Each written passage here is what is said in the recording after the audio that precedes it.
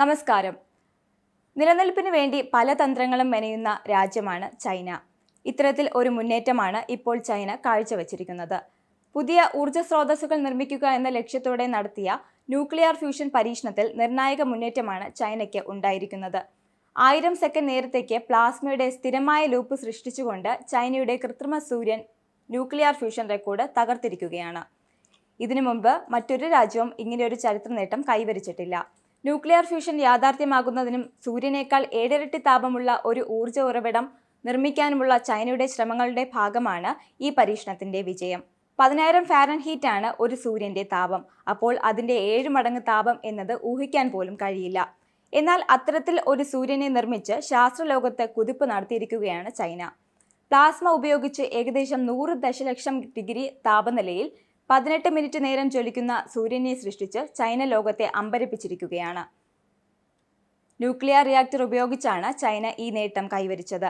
ആണവ സംയോജനത്തിലെ ഒരു മികച്ച നേട്ടമായ ചൈനയുടെ കൃത്രിമ സൂര്യന് ഭാവിയിൽ പരിധിയില്ലാത്ത ഊർജ്ജ ഉറവിടമാകാൻ കഴിയുമെന്നാണ് ശാസ്ത്രലോകം വിലയിരുത്തുന്നത്. ഹൈഡ്രജനും ഡ്യൂട്ടീരിയം ഗ്യാസും ഇന്ധനമായി ഉപയോഗിച്ചുകൊണ്ടുള്ള ഫ്യൂഷൻ പ്രക്രിയയെ അനുകരിച്ചുകൊണ്ടാണ് എക്സ്പെരിമെന്റൽ അഡ്വാൻസ്ഡ് സൂപ്പർ കണ്ടക്ടിംഗ് ടോക്മാക് എന്ന നൂതന ഉപകരണം വിജയകരമായി പരീക്ഷണം പൂർത്തിയാക്കിയത്.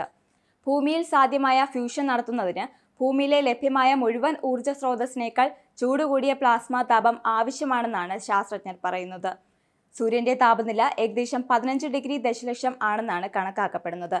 ഈസ്റ്റ് ഡയറക്ടറായ സോങ് യുഡാവോയുടെ അഭിപ്രായത്തിൽ സുസ്ഥിരമായ പ്ലാസ്മ നേടുന്നതിനും ഫ്യൂഷൻ പവർ പ്ലാന്റുകൾക്ക് സുസ്ഥിരമായ വൈദ്യുതി ഉൽപ്പാദിപ്പിക്കുന്നതിനും ഒരു ഫ്യൂഷൻ ഉപകരണത്തിന് തന്നെ 10,000 സെക്കൻഡുകൾ തുടർച്ചയായി പ്രവർത്തിക്കേണ്ടി വരും. എന്നാൽ സുസ്ഥിരമായ ന്യൂക്ലിയർ ഫ്യൂഷൻ കൈകാര്യം ചെയ്യാൻ കഴിയുന്ന ഒരു റിയാക്ടർ നിർമ്മിക്കുക എന്നത് ശാസ്ത്രജ്ഞർക്ക് മുന്നിൽ വെല്ലുവിളിയായി ഇപ്പോഴും തുടരുന്നു. ഫ്യൂഷൻ റിയാക്ടറിനുള്ളിലെ കേടുപാടുകളെ പ്രതിരോധിക്കുന്ന തരത്തിലുള്ള സംവിധാനം വികസിപ്പിക്കുക ബുദ്ധിമുട്ടാണെന്ന് റഫി ഇൻസ്റ്റിറ്റ്യൂട്ട് ഓഫ് ഫിസിക്കൽ സയൻസിലെ പ്രൊഫസർ ഷൗഹാൻ പറയുന്നു. ഇവ ഉൽപ്പാദിപ്പിക്കാൻ സിമുലേഷനുകൾക്ക് അനുയോജ്യമായ പരിസ്ഥിതി ആവശ്യമാണ്.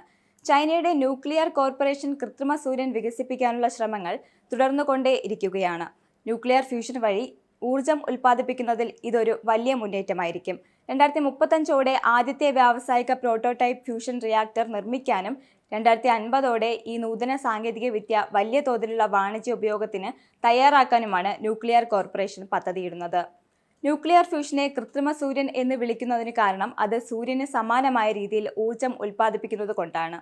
ഹൈഡ്രജൻ ആറ്റങ്ങളെ 100 ദശലക്ഷം ഡിഗ്രി സെൽഷ്യസിൽ ചൂടാക്കി ഭാരമേറിയ ആറ്റങ്ങളാക്കി സംയോജിപ്പിച്ച് ഊർജം ഉൽപ്പാദിപ്പിക്കാനാണ് ചൈനീസ് ഉപകരണം ലക്ഷ്യമിടുന്നത്. വിജയിച്ചാൽ ന്യൂക്ലിയർ ഫ്യൂഷൻ സുരക്ഷിതവും ശുദ്ധവും ഏതാണ്ട് പരിധിയില്ലാത്തതുമായ ഊർജ്ജ സ്രോതസ്സായി മാറും. കൽക്കരി, എണ്ണ, മറ്റു വാതകങ്ങൾ എന്നിവ കത്തുന്നതിനേക്കാൾ ഏകദേശം 4 ദശലക്ഷം മടങ്ങ് കൂടുതൽ ഊർജം ഇത് പുറത്തുവിടുന്നുണ്ട്. കൂടാതെ ഇവിടെ ഊർജ്ജ ഉൽപ്പാദനത്തിന് സമ്പുഷ്ടമായ വസ്തുക്കളും ആവശ്യമില്ല. ഒപ്പം അപകട സാധ്യതയും കുറവാണ്. സൂര്യന്റെ അകക്കാമ്പിൽ നടക്കുന്ന അതേ പ്രവർത്തനങ്ങൾ ന്യൂക്ലിയർ ഫ്യൂഷൻ വഴി ഭൂമിയിൽ സൃഷ്ടിക്കുക എന്നത് അത്ര എളുപ്പമല്ല. എന്നാൽ ചൈന അതിൽ വിജയിച്ചാൽ ലോകത്തിന് തന്നെ അത് വലിയ നേട്ടമായി മാറും. മറ്റൊരു വീഡിയോയുമായി വീണ്ടും കാണാം. നന്ദി.